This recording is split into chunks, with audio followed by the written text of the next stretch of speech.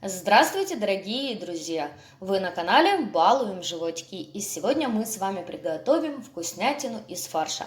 Будем готовить мясной хлебец, или можно это все сделать в форме рулета. Но в любом случае очень вкусное блюдо и очень простое в приготовлении.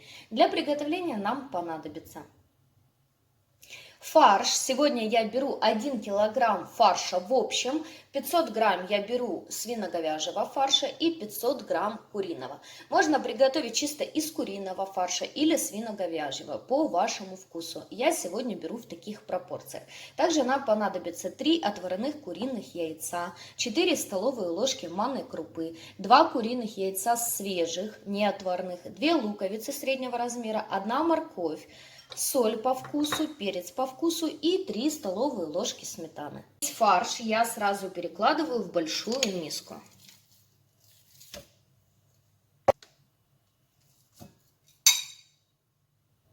Фарш отставляем на минутку в сторону, и теперь займемся луком. Лук я измельчила ножом под блендер, и теперь в блендере перебиваем лук. Или можно измельчить лук на мясорубке. Измельченный лук отправляем к нашему фаршу. Натрем морковь. Морковь натираем на мелкой терке. Натертую морковь также отправляем к фаршу. Теперь яйца. Одно яйцо мы разбиваем сюда полностью, а из другого яйца мы сюда выливаем только белок. Желточек мы оставим на смазку.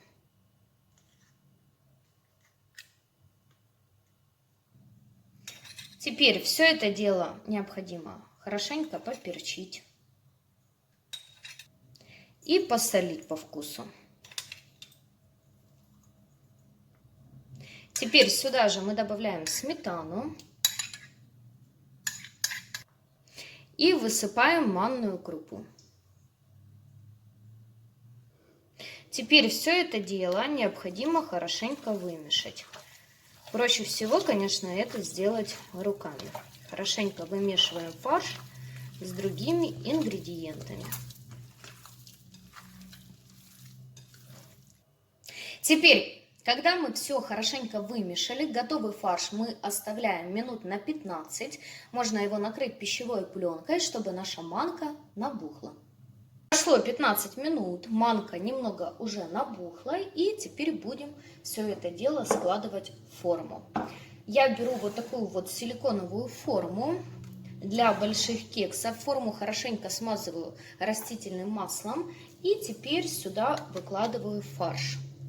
Вот так вот выкладываю и ложкой хорошенько притрамбовываю. Когда мы практически полностью в форму выложили наш фарш, теперь я вот так вот делаю такие вот отверстия и кладу сюда отварные куриные яйца. И теперь все это дело сверху хорошенько покрываем фаршем и ложечкой распределяем.